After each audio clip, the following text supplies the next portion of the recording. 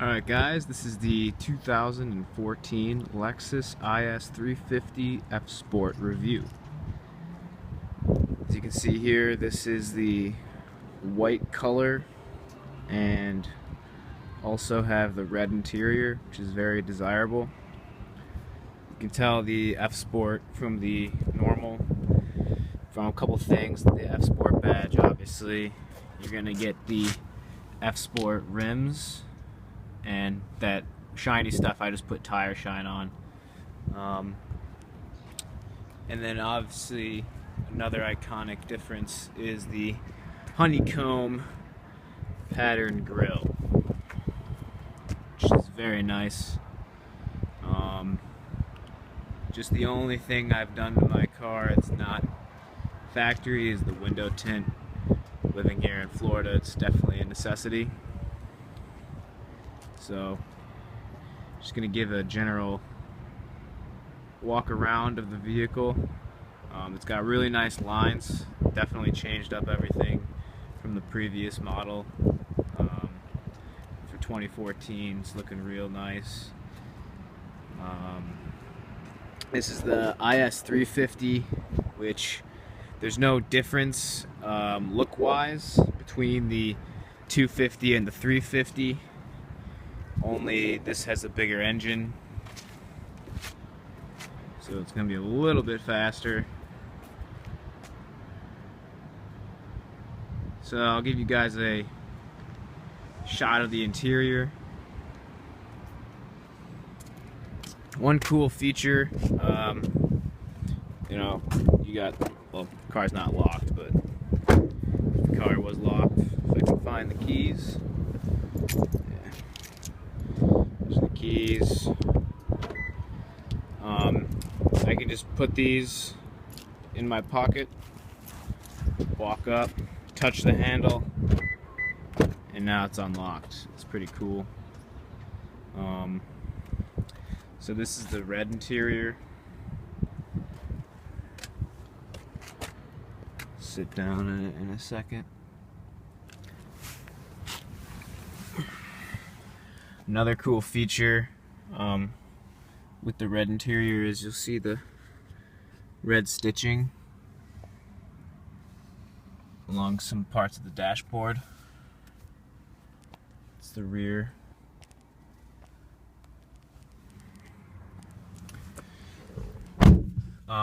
This is probably the coolest part of the car, is the heads-up display. It's got the same speedometer as the LFA.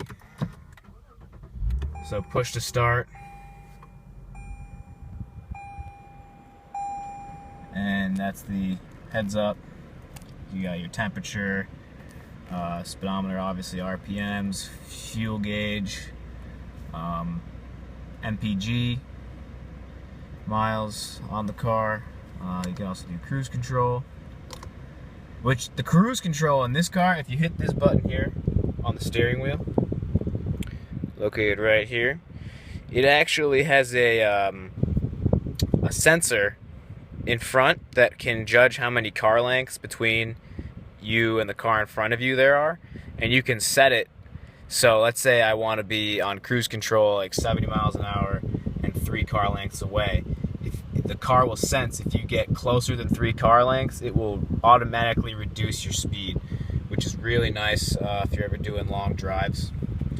Another cool feature, try to get this shot as best I can here. Sorry, it's kind of sunny.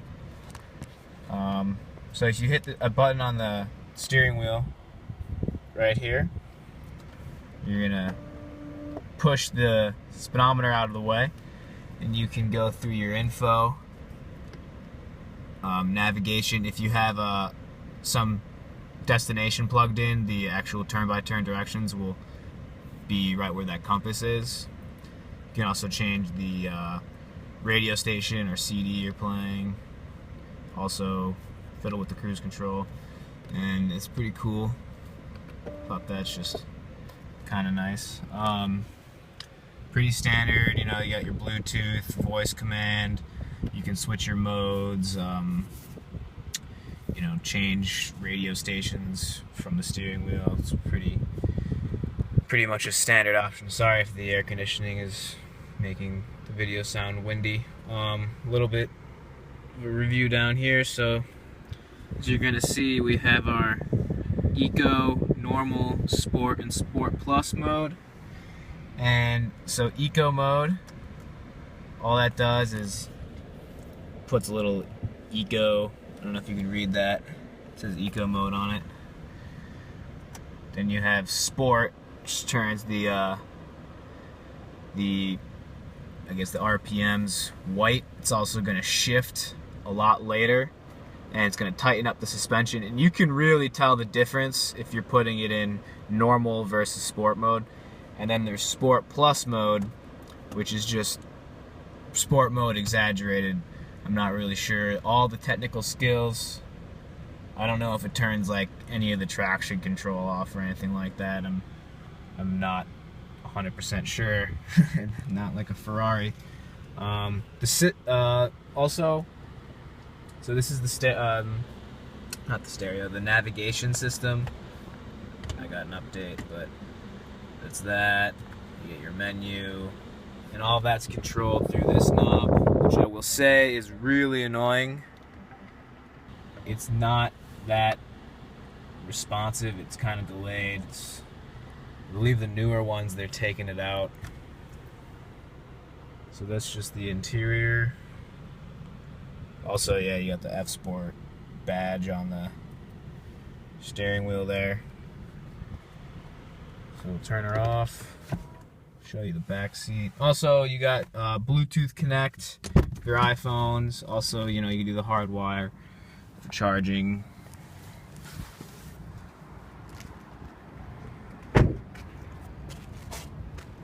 Take a look at the rear seat. You know, pretty spacious. You know, I could fit in here pretty comfortably. It's the view from the rear.